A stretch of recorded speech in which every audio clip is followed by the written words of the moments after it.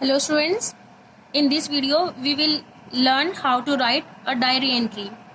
एक diary entry जो आप 9th क्लास में फेस करते हैं वो कैसे लिखी जानी चाहिए सुटेबल, जिससे आपको कंप्लीट 8 मार्क्स मिल जाएं, तो ये यहाँ इस वीडियो में सीखेंगे.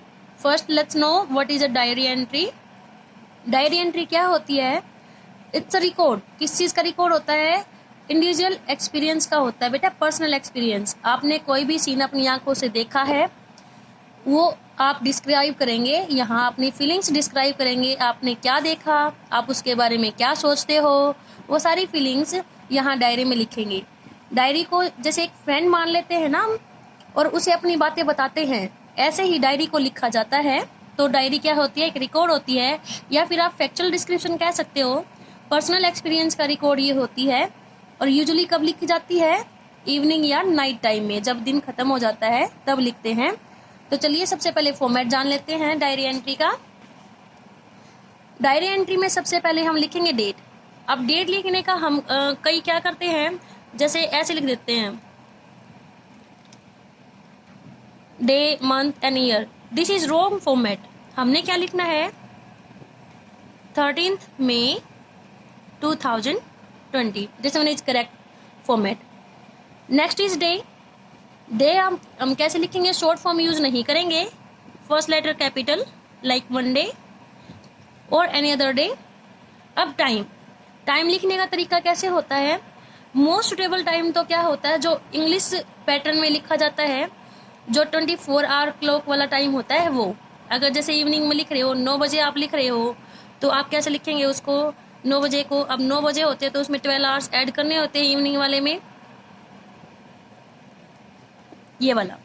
अगर ये नहीं आपको ध्यान आता तो आप ऐसे भी लिख सकते हो 9 PM. And this all three things must be on the left hand side of the page. ये सारी चीजें यहाँ लेफ्ट हैंड साइड आएंगी. आप ये नहीं लिखेंगे कि date is equal to no. आप सीधा लिखेंगे 13th May 2020 Monday and 9 PM. Okay. इसके बाद में हम एक लाइन छोड़ेंगे, यहाँ पर गैप करेंगे, फिर सैल्यूट करेंगे. क्योंकि हमने डायरी को फ्रेंड मान लिया है तो हम उसको एड्रेस करेंगे ना, डियर डायरी. ये सैल्यूटेशन का पार्ट है.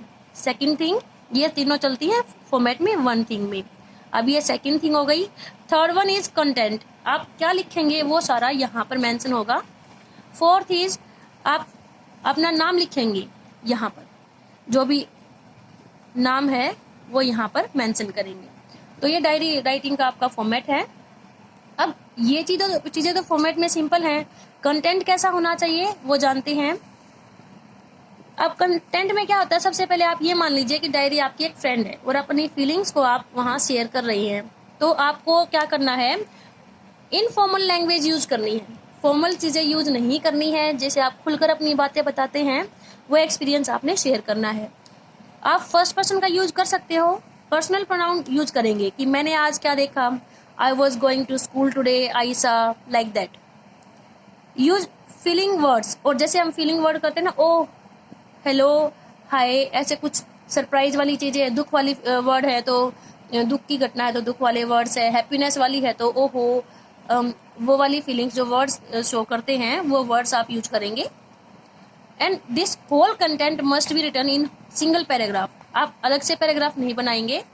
तो ये ऐसे डायरी एंट्री को लिखेंगे. अब लिखते टाइम टेंस कौन सा यूज करेंगे? अब क्योंकि आप डायरी एंट्री में वो बातें लिखेंगे जो कि हो चुकी हैं, तो या तो आप पास्ट इंडेफिनिट यूज करेंगे या फिर पास्ट परफेक्ट यूज करेंगे. अब फ्यूचर में तो आप सारे ही टेंस यूज कर सकते हैं. जब आप कोई फ्यूचर की बात करते हैं कि आगे से मैं ये इस चीज का ध्यान रखूंगा, आगे से मैं दूसरों की मदद करूंगा, तो वहां फ्यूचर टेंस आप यूज कर सकते हो. और ये फ्यूचर टेंस कहाँ जाएगा? कंक्लूजन में. Okay. So this is about the content. So let's see an example of this diary writing in your book. यहाँ डायरी किस बात की है? Horror films are made to bring out the reaction of the audience. अब horror movies होती हैं, ड्रावनी movies, वो क्या करती हैं? ऑडियंस का रिएक्शन नोट करती हैं. They invoke fear, nightmares and terror. और वो किस चीज को भड़काती है? डर को, डरावने सपनों को और आतंक को. You watched horror film with your family in a theatre. अब आपने क्या किया? थिएटर में एक हॉरर मूवी देखकर आए हैं आप. After that you could not sleep almost the whole night. और पूरी रात सो नहीं सके क्योंकि वो सारे सीन आपके माइंड में घूमते रहे हैं. So write your experience of night terrors in 100 to 150 words in your diary. तो आपकी वर्ड लिमिट क्या रहेगी? 100 to 150 वर्ड्स. तो ये एक्सपीरियंस आपको यहाँ लिखना है. So let's start. यहाँ देखिए वो डेट फॉर्मेट. अब इसको हम ये भी लिख सकते हैं 10th October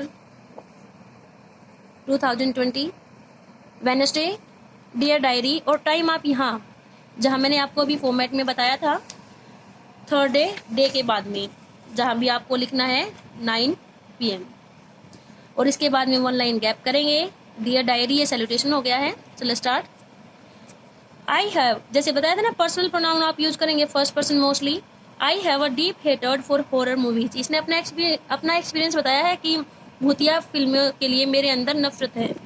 not only do I get nightmares after watching them, I don't even understand the reason for making such films. अब ना केवल मुझे ये देखने के बाद में नाइटमेयर्स होते हैं, डरावने सपने, वो आते हैं, बल्कि मुझे समझ नहीं आता कि ये मूवीज बनाने का रीजन क्या है, क्यों बनाते हैं ऐसी movies. My family seems to love them though. हालांकि मेरी फैमिली को बहुत अच्छी लगती हैं ये. And that is how I ended up watching a horror movie at a theatre. और इसीलिए मैं थिएटर में जाकर वो मूवी देख कर आया. I didn't get as scared while watching the film then I got when I tried to sleep at night. मैंने पहले तो क्या हुआ, डिड नॉट गेट स्केयर्ड, जब तो मैं डरा नहीं, जब मैं मूवी देख रहा था तब. कब डरा मैं? कब मैं डर गया? When I tried to sleep at night, जब रात को सोने की कोशिश की. आफ्टर क्लोजिंग माई आईज, जब मैंने आंखें बंद की, I could see the face of the ghost that I सा इन द फिल्म. अब इसको क्या दिख गया रात को? उस भूत का चेहरा दिख गया जो उसने फिल्म में देखा था. The whole night done in alone in my room, I felt like I was constantly being watched. पूरी रात क्योंकि मैं रूम में अकेला था तो मुझे ऐसा महसूस हुआ कि जैसे मुझे लगातार कोई देखे जा रहा है.